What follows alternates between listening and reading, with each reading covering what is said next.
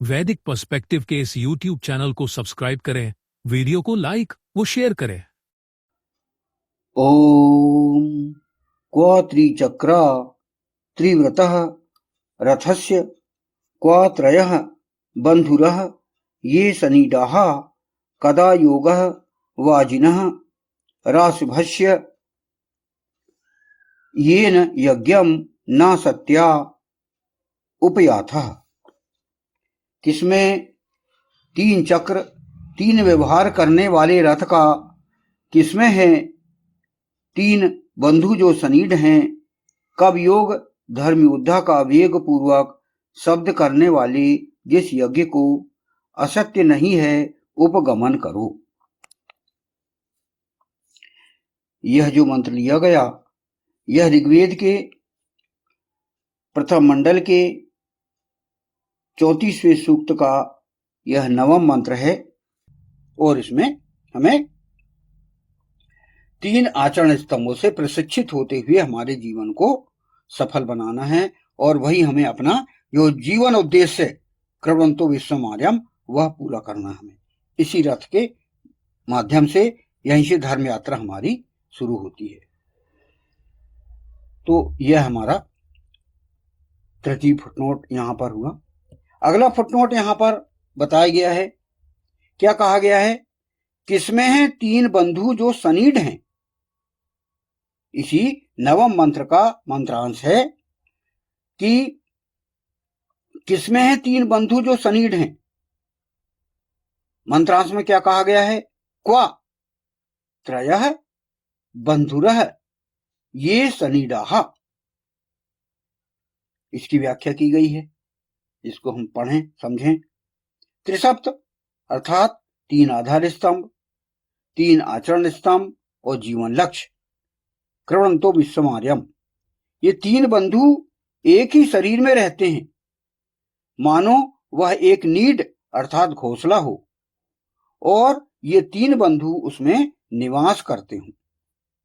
ये तीन फ्रेंड, तीन बंधु, तीन मित्र आपके शरीर में निवास करना चाहिए। ये ईश्वर ने यहां पर हमें कहा है इस मंत्र पे कि हमारे जो शरीर में हमारे दोस्त रहें। हम जो धर्म यात्रा कर रहे हैं हमारे शरीर में, तो जो रथ की बात जो कही गई, तो वो रथ में आपको दोस्त भी मिलेंगे, आपको दोस्तों को बिठालना है, आपके मित्र हों। तो मित्र किन्हें बनाइए, ये कहा गया है कि आपके साथ से तीन मित्र रहें साथ में, तीन आधार स्तंभ और तीन आचरण स्तंभ और जीवन लक्ष्य। ये आपको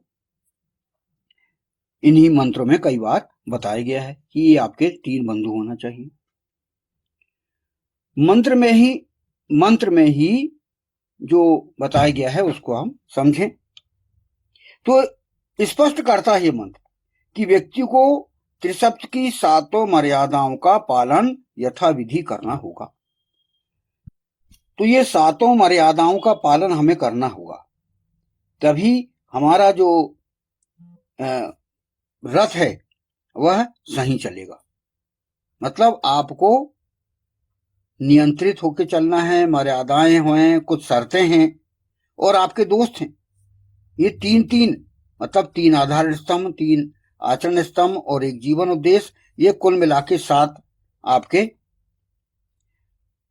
मर्यादाएं हैं। ये आपके मित्र हैं, बंधु हैं, ये सभी, और इनको साथ में आपके लेके चलना है। ये सातों चीजें होना जरूरी है। आगे इसमें यही कहा गया है कि किसी भी सिद्धांत के न होने पर जो समुच्चय या समीकरण बनेगा उसका अलग ही प्रभाव पड़ेगा। जो विज्ञान में जो समीकरण बना जाता है कि जो रासायनिक क्रिया हमें चाहिए गई है उसमें सही मिश्रण होना चाहिए, तभी परिणाम सही निकलते हैं।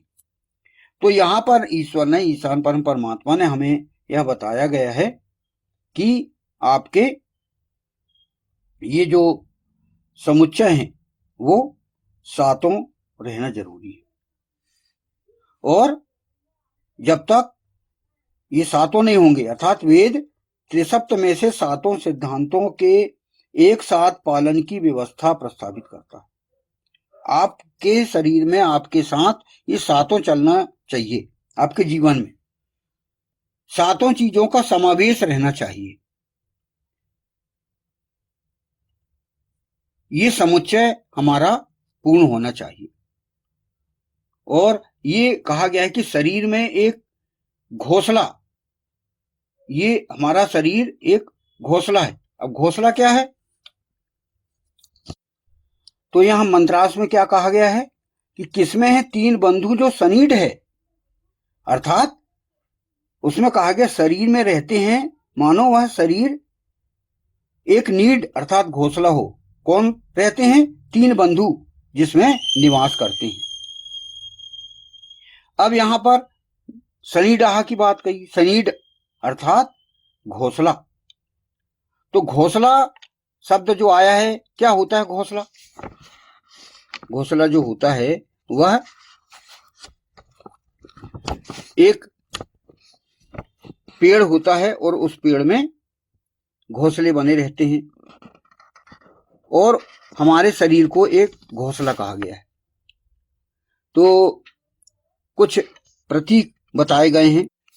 तो घोंसला शब्द में एक फिर वही उपमा दी गई है कि शरीर एक घोंसला कैसे है। यहां प्रश्न उठता है कि शरीर को एक यहां पर घोंसला कहा गया है। पिछले फुटनोट में आपको कहा गया था रथ, शरीर आपका रथ है पिछले फुटनोट में, और रथ की हमने एक विस्तृत व्याख्या करी। अब दूसरे फुटनोट में, अगले फुटनोट में कहा गया है कि शरीर एक रथ, शरीर एक घोंसला है। तो वो घोंसला कैसे है भाई? दो पक्षियों का घोंसला वैदिक उपमा है जो आत्मा और परमात्मा के संबंध को समझने के लिए दी गई है। यह जो उपमा दी गई है घोंसले की है यहां पर, तो वह जो है हमें समझना पड़ेगा।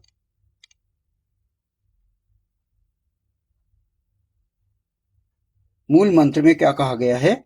एक मंत्र है वेद का ये कहा गया है कि द्वा सुपर्णा सयुजा सखाया समानम वृक्षम परिशस्व जायते तयो अन्य पिपलम स्वादवती अनशन अन्यो अभिचाक्षीति। अर्थात एक ही वृक्ष अर्थात शरीर पर दो सुंदर पक्षी साथ बैठे हैं। एक पक्षी उस वृक्ष के मीठे फल अर्थात कर्मों के फल को खाता है और दूसरा पक्षी बिना खाए केवल देखता रहता है। तो इस मंत्र में जो घोंसला कहा गया है उस घोंसले की हम व्याख्या कर रहे हैं, समझ रहे हैं कि ये क्या चीज है। वृक्ष, घोंसला, शरीर मतलब, और उसमें एक कहानी के भी माध्यम से समझाया गया है उपनिषदों में कि एक हरा भरा पेड़ है, उस पेड़ पर दो सुंदर पक्षी बैठे हैं। पहला पक्षी पेड़ के मीठे कड़वे फल खाता रहता है। कभी फल मीठा मिलता है तो वह खुश होता है, कभी फल कड़वा मिलता है तो दुखी हो जाता है। दूसरा पक्षी कुछ नहीं खाता, वह बस शांत बैठा रहता है और सब देखता रहता है। वह न दुखी होता न खुश, वह सदा शांत है। तो इसका मतलब क्या है? इसका मतलब है पेड़ हमारा शरीर है। जो पेड़ है वो हमारा शरीर है और इसमें दो पक्षी की बात की गई है। तो पहला पक्षी है जीवात्मा अर्थात हम स्वयं, और दूसरा पक्षी है परमात्मा अर्थात ईश्वर जो कि हमारे अंदर है। जीवात्मा जो है हम स्वयं हैं और हमारे ही अंदर परमात्मा है जो कि दूसरा पक्षी। इसलिए तुलसीदास जी ने श्री रामचरितमानस में कहा है कि ईश्वर अंश जीव अविनाशी, ये उसी के आधार पर कहा गया है।